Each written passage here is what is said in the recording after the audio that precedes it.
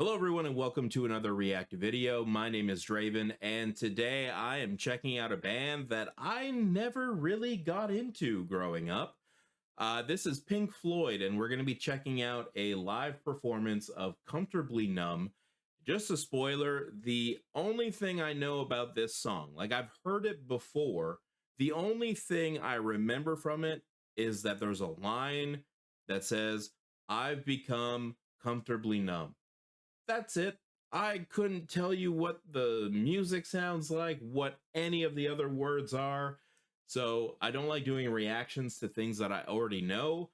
But when you only know 0.0001% of a song, safe to say you don't know the song. And like I said, I didn't really ever get exposed to Pink Floyd growing up. It wasn't one of those things that was on my radar. My parents didn't listen to it. So I just completely missed that whole side of the music industry, really. So I'm gonna check this out now.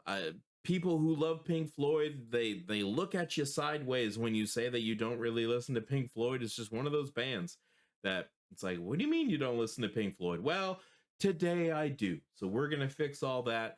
And just a reminder for you guys, before you head out, don't forget to like, subscribe, and hype up the video.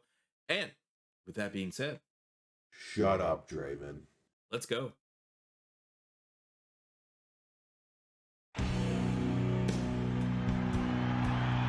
Laser beams.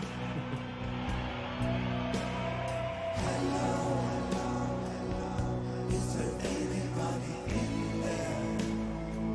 I lied. I know that line too. You can hear me. Is there anyone at home? Come on now. I hear you feeling down, and I can ease your pain. Get you on your feet again. They got two keyboards. There's a bassist and a drummer so far. Just the basic facts. Can you show me where it hurts? There is no pain you are receiving. The distant ship smoke on the horizon. Wow, what a voice. You are only coming through in waves. Your lips move, but I can't hear what you're saying. When I was a child, I had a fever. My hands felt just like two balloons. Now I've got that feeling once again. I can't explain, you will not understand. This is not how I am.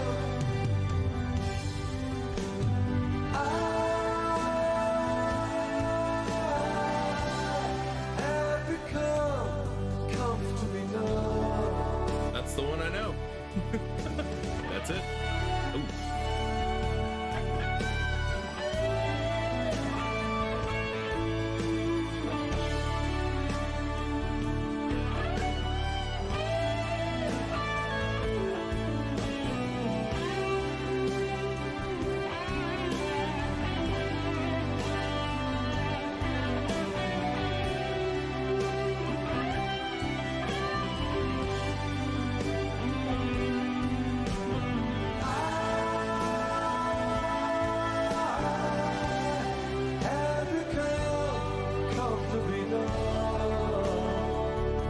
I always love when a guitarist plays a note and they just casually hits the whammy bar, like just enough to put a little. Oh,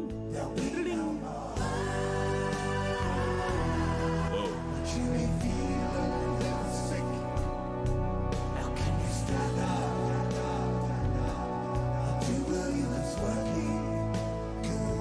Now, am I right that this gentleman right here, he was playing the acoustic guitar while the electric guitar was playing, or the other guy was singing, right?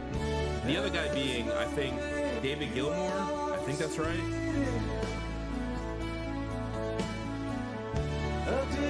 This gentleman. On the horizon,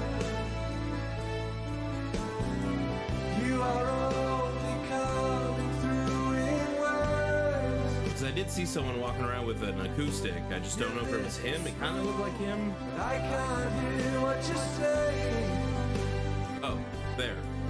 Not him. I was a child, I caught a fleeting glimpse out of the corner of my eye. I think it was the hair. I turned to look, but it was gone. I cannot put my finger on it now. The child is grown, the dream is gone, and I have become comfortably numb. His voice is smooth as hell, though. Like, he's not even trying. Oh.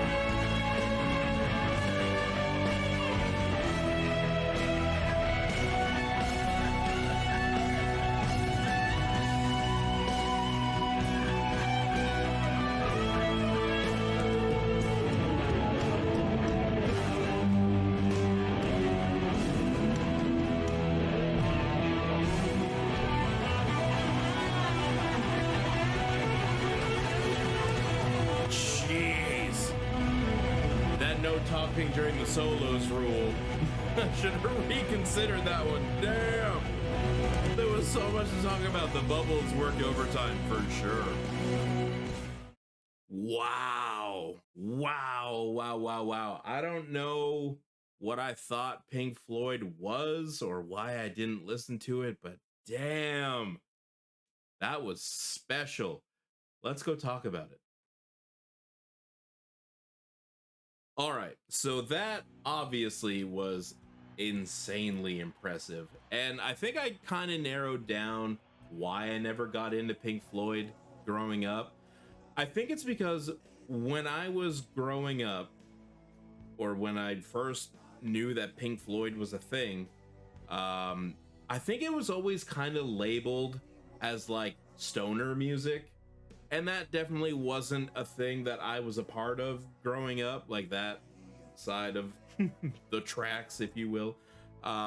So I guess like avoided it, or I was like, okay, well, that's definitely not for me then. And then there was the whole thing about like linking up Dark Side of the Moon with Wizard of Oz. And I don't know if you can see it right here. I got like a bunch of Wizard of Oz stuff. There's some more behind me right there. Like, I love The Wizard of Oz. It's still my favorite movie to this day, and I'm 42 years old. And it's just one of those things that, because it was like attached to it as like the stoner music, which no, it's just really fucking good. But I can understand now, having tried that kind of thing in my life, I can understand how it would be very, very enjoyable to listen to said music while under the stoned state, I guess, if you want to call it that. This would be really good high music. Let's just say it, okay? So, but I think, I don't know if that's why I avoided it, or it's just, again, it wasn't really something that was pushed on me. It was the Eagles. It was like Vince Gill, like just that kind of like BTO, like just real easy rock kind of stuff. This would have been way too complicated for my parents to enjoy.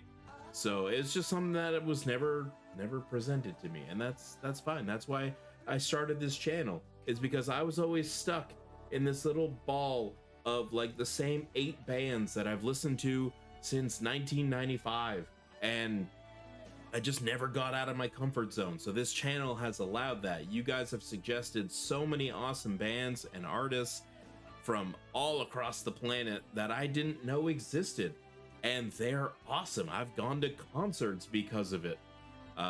Norwegian death metal bands, and I'm gonna go see this freaking duo from Quebec with polka dots and microtonal music. If you haven't heard of Engine de Poitrine, go watch that. If you like this, you will enjoy that. It's weird, but it's amazing, and that's again why this channel was created for me. Selfishly, I wanted to find new music, and you guys request the coolest stuff.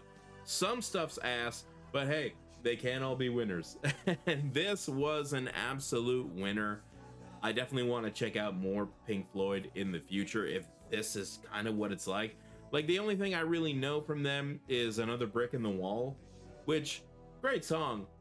It's not this. Like, I think that was more of like super radio friendly song. This one was just a fucking experience. And I believe I got his name right, David Gilmour. I'm actually looking at other videos being suggested on YouTube. So yeah, David Gilmour, that's him.